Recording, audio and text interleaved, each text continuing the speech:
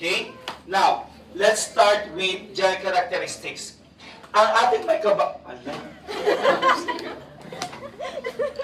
paano kaya ito? Ang malas-malas naman. Lagi na pag Monday. Nag-ready pa naman ako ngayon na may ginger tea. Tapos uminom lang ako, biglang tinapos na. Now actually, this bacteria is non-motile, acid fast. One of the gel characteristics ng ating tinatawag na Mycobacterium is that they have deep mycolic acid, specifically the cell wall.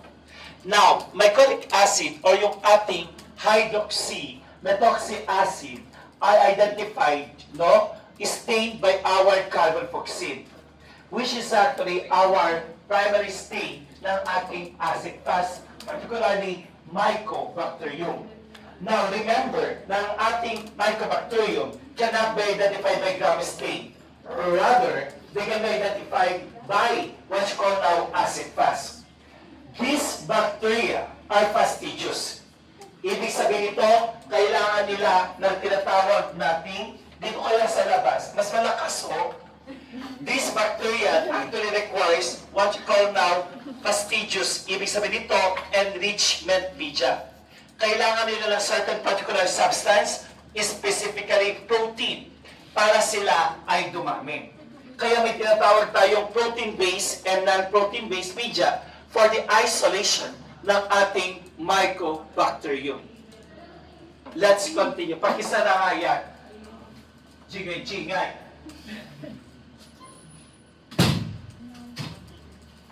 Okay. Take note of this particular staining. Nabanggit ko na last time.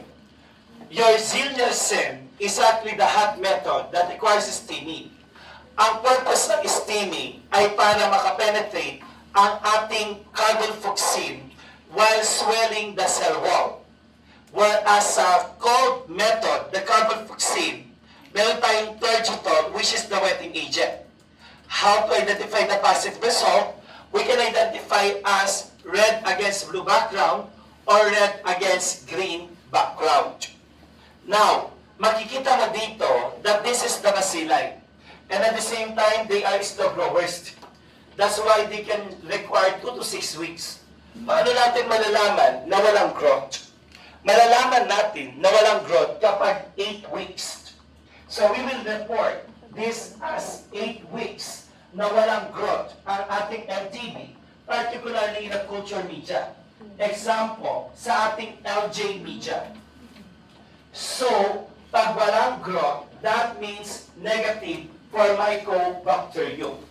And take note, Mycobacterium leprae cannot be identified in artificial media. But they can only be identified in tissue culture. Example, footpads of armadillos. Hindi ko na kaya. Basahin niyo na lang yan. Ready. These are the pathogen under Mycobacterium. The first is Mycobacterium tuberculosis, followed is leprae, the third is ulcerans. Yan ang common pathogen isolated for Mycobacterium. Now, other potential pathogen. Mycobacterium avium are the one that causes immunocompromised patient, identified in the AIDS. Kansas CE, marinum is the swimming pool granuloma, then Sanope in birds. Another, we have Mycobacterium chelonae fortuitum complex for immunocompromised patient. Mycobacterium gordonii is also termed as tap water bacillus, and so forth and so on. Sinabi ko yung mga Now, for Mycobacterium tuberculosis complex, our bacteria, tuberculosis bovis and at the same time, mais or Avium intracellulare, ito yung nasa tuberculosis complex. And even Mycobacterium africanum and bovis. Ibig sabihin nito, they have a certain particular infection related to this tuberculosis. Now, ang ating bovis, dito galing ang BCG. That is the vaccine for MTB. BCG stands for Bacillus of Calmette and Guerin. Okay? And at the same time, this bacteria, Mycobacterium Hansen's bacillus. This bacteria is actually, of course, no, kapag nagkaroon ng immunity, there is a production of antibody but not cell-mediated. Ibig sabihin nito, yung bacteria, hindi kayang ipag-isotose ng WBC natin. Pero, ang nagpo-produce lang, antibody. Kaya nangyayari dito, yung bacteria, nakalodge lang sa tissues or cells. That's actually Mycobacterium leprae. Now, Africanum african. Microti, not associated with human disease, but they are considered to be zoonotic. Let's start with Mycobacterium tuberculosis. They are called Koch bacillus, captain of all men's death. Now, this bacteria actually is called to be a Koch bacillus, identified by Robert Koch. Ayun siya. They are acid-fast, long, slender. And makikita natin sa acid-fast staining, they are X, Y, V, and L pattern. Now, take note that they have the term cord factor. Ang cord factor is the virulence factor ng ating MTB. And they don't produce toxin. Rather, this bacteria actually has the cord factor o yung tinatawag natin spreading factor ng ating bacteria, which actually identified as serpentine cord factor. Remember, MTB walang toxin, but they are considered to have the cord factor. Now, this one is actually identified in the lungs, particularly once they have been able to what you call now multiply intracellularly. And take note that this is a glycolipid that resembles a luxuriant growth in the media. Kaya tinawag siyang growth cord factor. Now take note, walang pinoproduce na toxin. But this is actually one reason why a patient suffer to what you call now suffer in the infection. Pag kumalat ito, no, which will able to invade other system or other organs in the body. Lalo na kapag, halimbawa, sabihin natin, in the lungs. Okay? So that is actually for our cord factor. Now, for pathogenicity, meron tayong tinatawag na primary tuberculosis. We have what you call now fever, fatigue. The pathognomonic sign of our tuberculosis is hemoptysis. Worst scenario, kapag nagkaroon tuberculosis in the lungs, we can able to identify two types of lesion, the exudate and the granulomatous. Now take note that granulomatous is one of the serious type ng tinatawag nating infection of tuberculosis. From the term granulomatous, nabubuo yung bacteria in a certain particular lungs. After that, lesions will appear. This is actually highly infectious. Nakakatakot dito pag may disseminated or extrapulmonary. Kaya nga ibig sabihin nito, we can also isolate tuberculosis, particularly MTB, not only the sputum, but also in CSF, in urine, blood, and other specimen sample kapag may extrapulmonary infection. Nakuha? O, 50 slides pa tayo.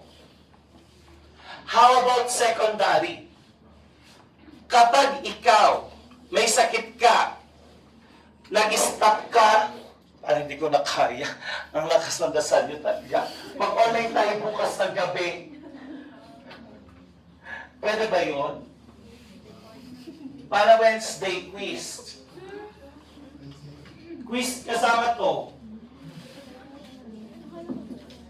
Hindi nyo ba binabasa yung binigay ko? Dapat binabasa nyo. Kahit hindi ko naman lecture, alam nyo na. Pinupakas ako ng tubig.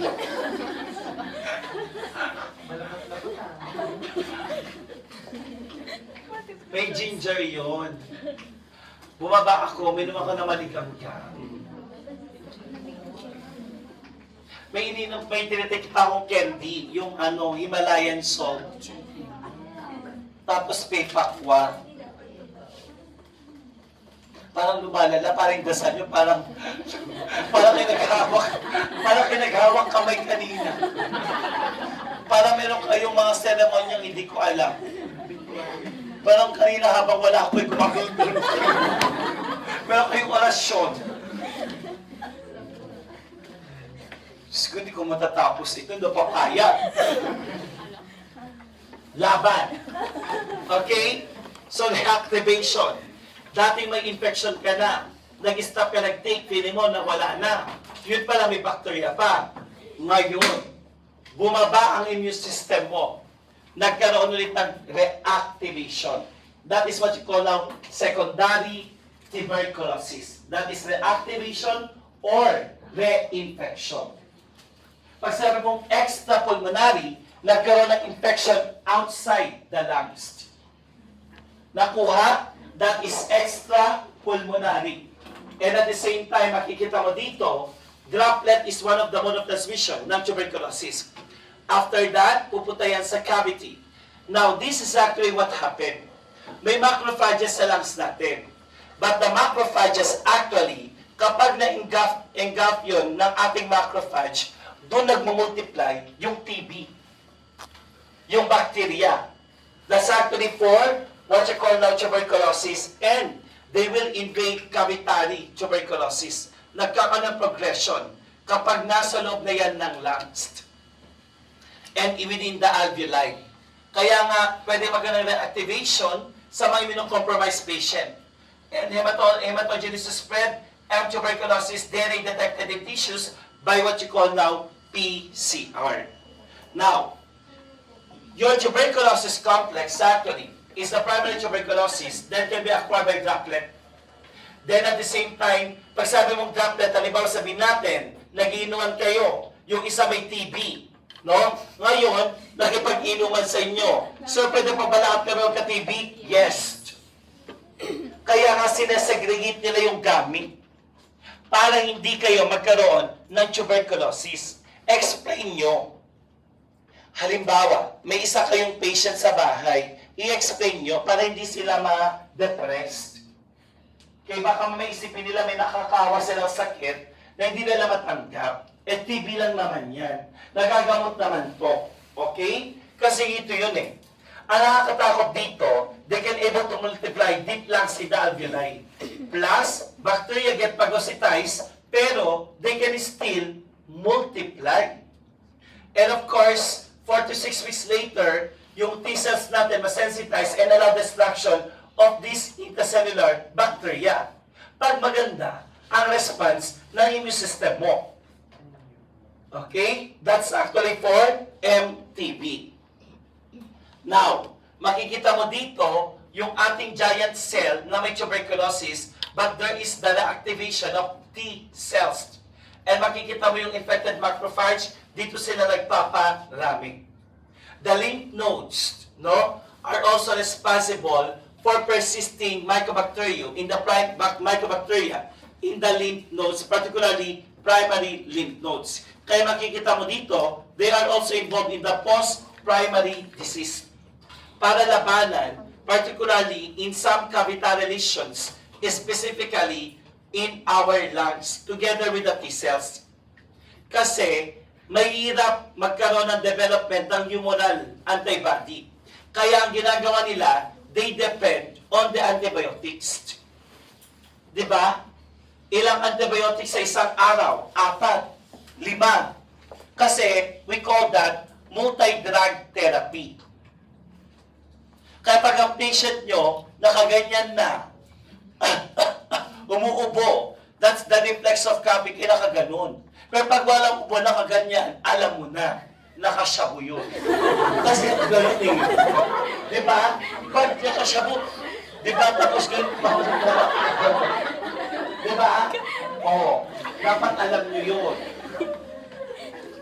Okay? Kaya pa dapat, check nyo. Kapag umuubo yan, tapos nakaganon, may respiratory infection yon. So, dapat mag-ano na kayo. Know your patient. Yung symptoms pa lang. Pag doctor or medical in the future, kilalanin nyo yung patient. Okay? Lalo pag payat. Payat kasi is kadalasan, yun yung na-identify natin sa mga tinatawag nating may TB. Pati mga nakasyabu. Di ba payat? Kasi hindi na nararamdaman ng gutom. Yung mga friend ko, nung third year college ako, eto ha, sabi ko, asan yung mga kasama natin? Alam mo, ginawa nila, wag yung gagawin to. Third year college kami. Ginawa nila kasi na-pressure sila sa pag-aaral.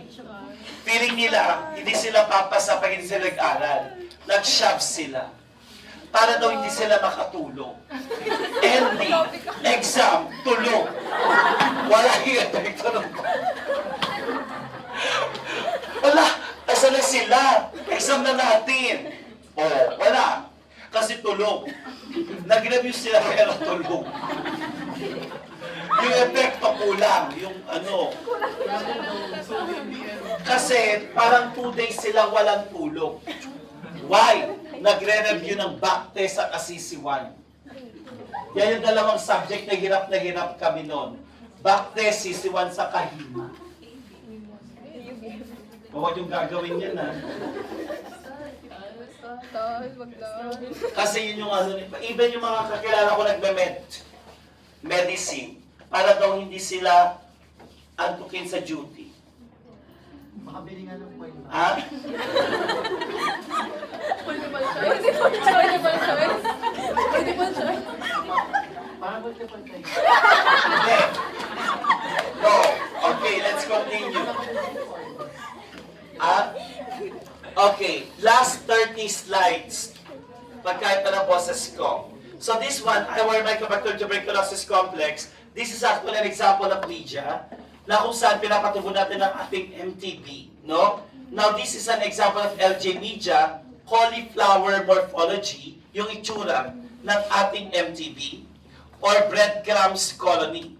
Plus, makikita natin dito that the activation happens kapag old age or immunocompromised ang patient, or sometimes malnutrition.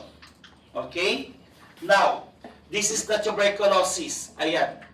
Kwento ko kanina yung best friend ko na 33 years old na si Ay sumalangit nawa. He died in tuberculosis.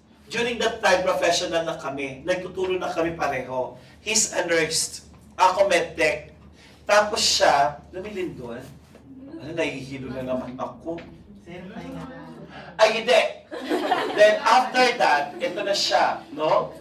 Ang nangyari is, nag-ano siya ng sputum niya, is hemoptysis. So, nag-ano siya ng dugo. Then after that, no, sabi ko, Ben, magpa-check up ka.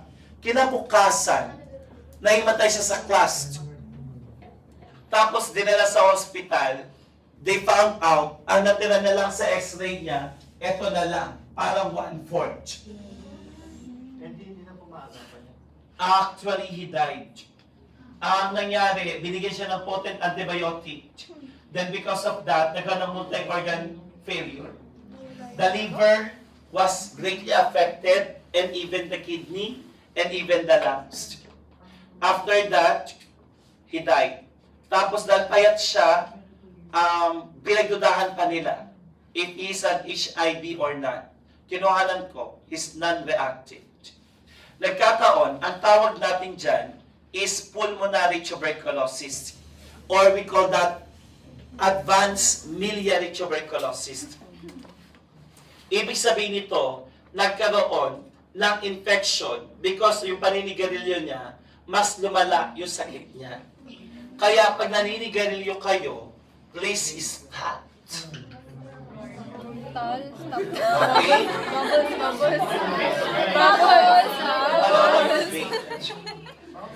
Bubbles na lang.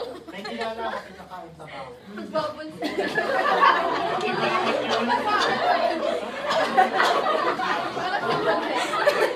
Multiple choice.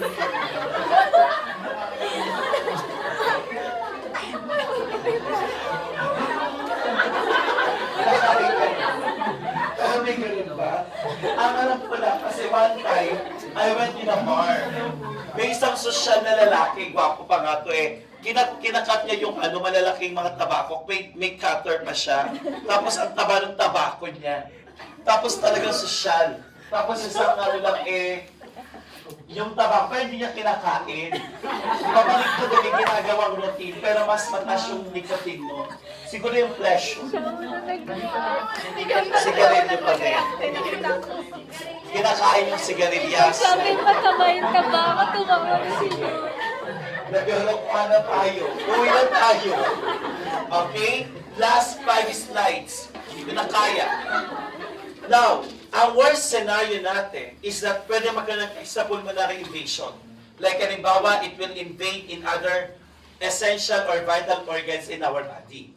Now, bago tayo pumunta dyan, we have this particular tuberculosis. Ito yung exudative. Makikita mo yun, these are exudative lesions. Medyo okay pa yung pasyente dyan. Nakakatakot yung granulomatous kasi mas malaki yung area. Ito, granuloma yan, na kung saan may mga bacterial dito natanggal na.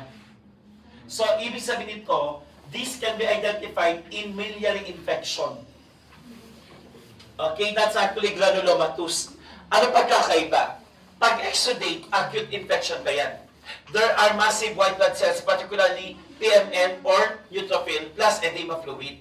Plus, there are some alveolar macrophages pa din. Pero, pag granulomatous, tubercle formation. Pag sabi mong tubercle formation, eto, may bacteria na dyan, may white blood cells na dyan, may fibrin, no? Na namumuo, nag-multiply yung bacteria. Imagine, wala na kasing white to. This is an example of granulomatous, cheesy-like lesion or cassius-like lesion. That is your granulomatous. And it contains epithelial cells and connective tissue. Cassius lesion or cheesy-like consistency. That is your primary tuberculosis. Now, meron tayong tinatawag na mga dissemination. Nangyayari ito kapag immunocompromised ang patient. Another, we have genitourinary tuberculosis. That's why we can identify, no, ang TB, particularly sa ihi. Why? Particularly sa mga may kidney infection related to PTB. Plus, there is pyuria. What is that? Increased WBC in the urine. Skeletal Patch disease, particularly in the spinal cord. So, ito yon. Patch, paralysis, lupus skin, scrotular lymph node. TB synovitis bone, renal is kidney, genital tuberculosis reproductive, TB that is actually what you call now meningitis. It can lead to deterioration of the nervous system. Tignan natin. This is Patch disease. That can lead to paralysis. Why? Imagine, andito yung lungs mo, may TB yan. Pwede magkaroon ng infection dito. Imagine that.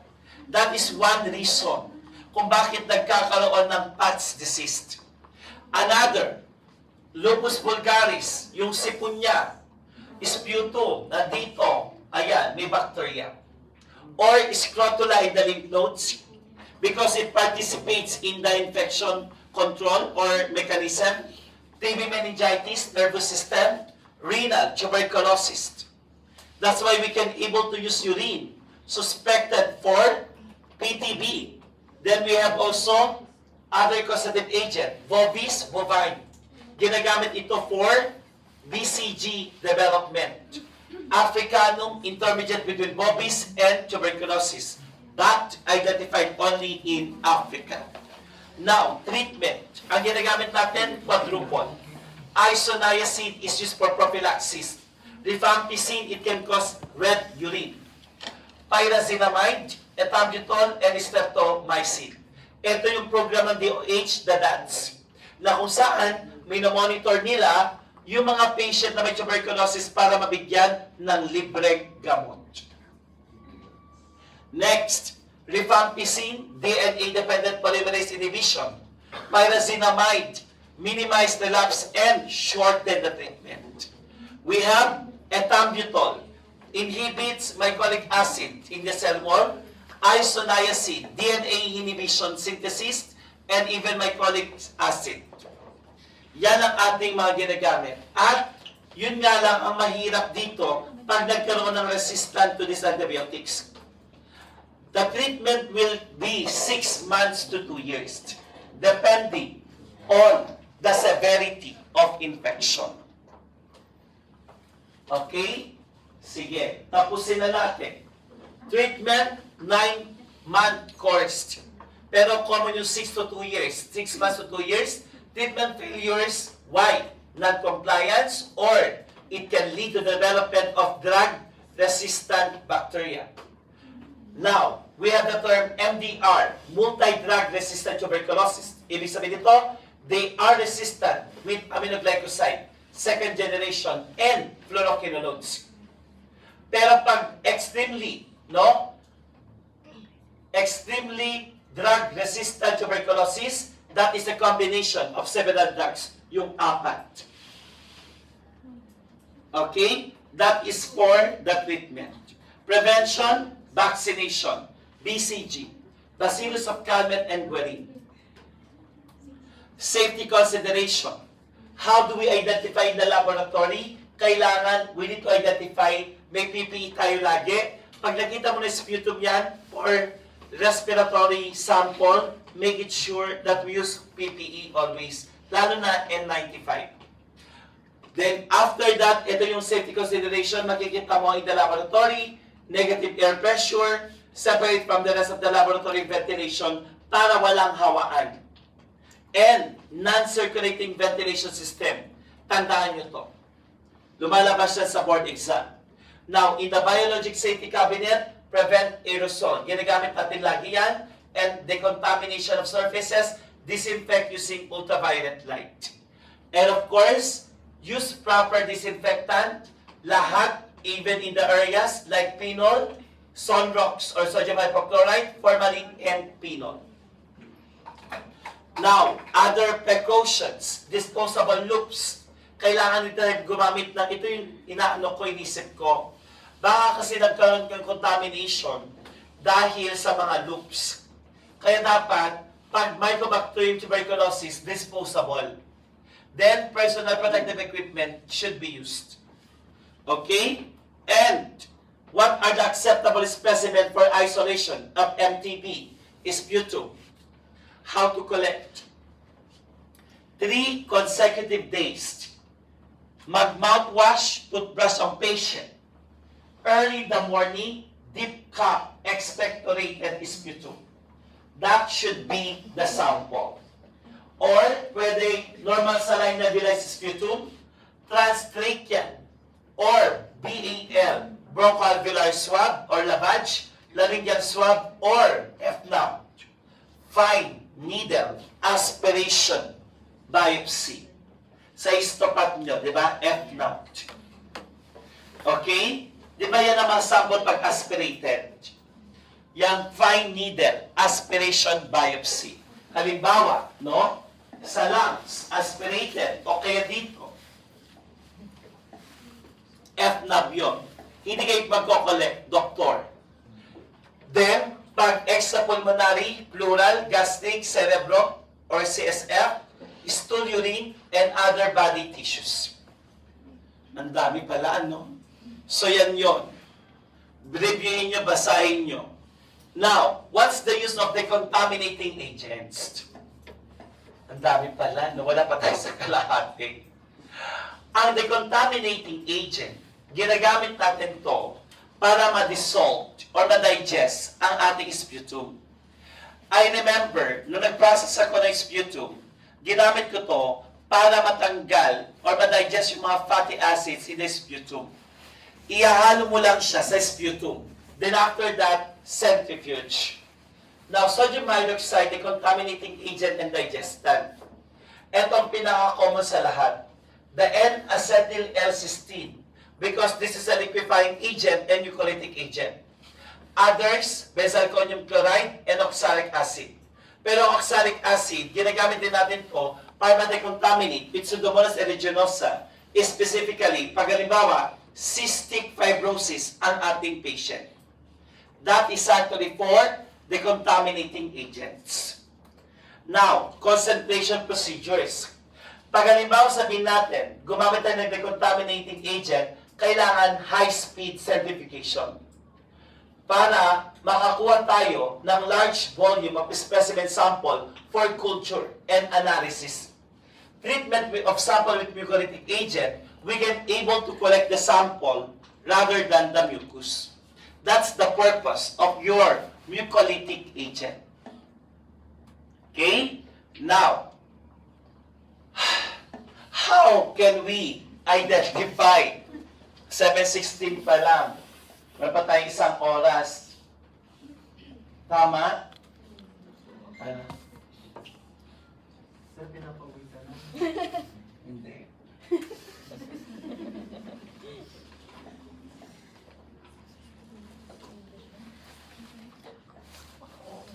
We can able to identify direct microscopic exam na kung saan actually pwede natin gamitin ang acid fast. Ito talagang pinaka-common. Some mention that this is one of the confirmatory tests aside from the PCR.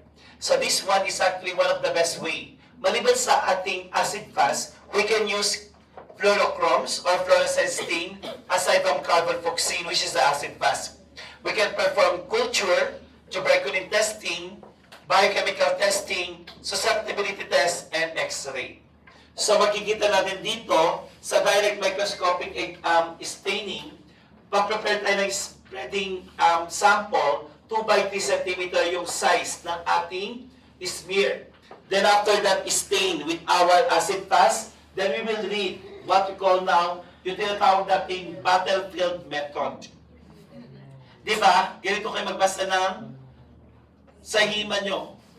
Di ba? Sa hima smear, battlefield method, that is actually per oil immersion objective. That is actually ganito siya, horizontal, paganyan, or vertical. Then read 300 fields. How to report. Pag may nabasa kang isa, halimbawa sabihin natin, no? Pag may nakita kang isa, repeat collection. Kaya nga 3 consecutive days yun. Now, pag halimbawa sabihin natin, 1 to 9 per 100 fields, positive 1. Pag 1 to 9 per 10 fields, bilangin nyo, positive 2. Pag 1 to 9 per field, positive 3. Pag more than 9 per field, positive 4.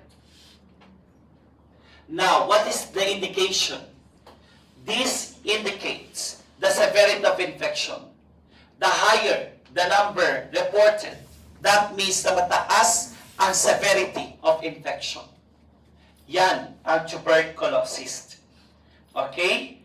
And of course, other methods of acid fast staining na nabigay ko na ito noon. Like Pappenheim's, Lacticolis phlegmatis, Baumgarten's, Lepre, and tuberculosis.